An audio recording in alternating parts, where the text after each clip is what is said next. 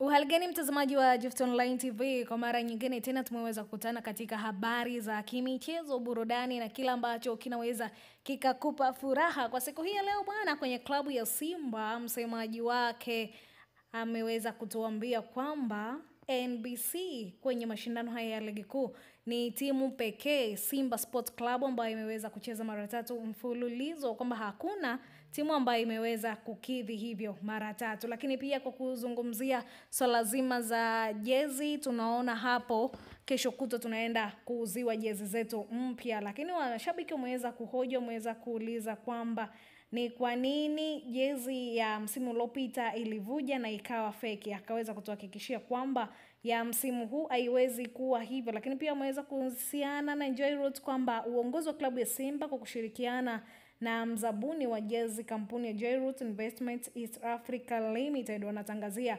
wafanyabiashara wa jumla utaratibu wa kuweka pre-order kwa ajili ya jezi zitakazotumika katika michuano ya ligi ya mabingwa Afrika umeanza rasmi. Bei ya jumla ni shilingi 35,000 kuanzia pisi 240. Kwa maelezo zaidi ya kuweka oda yako unawasiliana nao. Lakini ameweza kutuambia kingine ni hiyo wana uhakika wa jezi mpya hiyo ambayo sasa hivi inaenda kuwa sokoni. Hakuna timu ambayo inaweza kushirikiana. Lakini wamesema kwamba kuna maneno ambayo yanaweza kuzungumziwa, watu wanaweza kuzungumza kutokana na msimu uliopita wa ile jezi ilivyovuja. Ameweza kutuhakikishia, lakini ameweza hawana mwendo wa kuhema, wao wamenyooka klabu ya Simba. Hayo ni maneno ya kwake msemaji wa klabu ya Simba. Wamesema wanapiga mtu kwa furaha. Kwa hiyo kwenye hiyo michezo mitatu walicheza michezo ya furaha, wakifurahisha mashabiki, lakini pia wakiwafurahisha watazamaji na wale waliofika uwanjani, lakini pia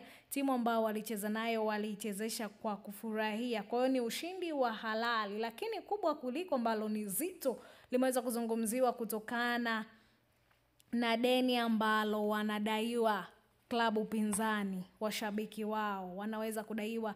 Tunaona siku ya jana kulikuwa na mambo mengi ambayo Yanga wanadaiwa, lakini hapa msemaji ameweza kutuhakikishia kwamba wao hawana mikopo, wao hawana shida ndogo ndogo, wao wamejipanga kikamilifu, hawezi kuwa na madeni madogo madogo ya kuweza kuaibishana. Kwa hiyo wamesema wao wako timamu kwenye kuhusiana na masuala ya madeni. Hizo sio shida zao, labda zikawe kwa shida wa majirani wao, mapinzani wao. Kwa hiyo hii ni Gift Online TV, endelea kusubscribe, kushare, like pamoja na kucomment, ule endelea kupata taarifa sahihi kwa wakati kamili, uwe wa kwanza kusubscribe. Unakutakia wakati ulio mwema.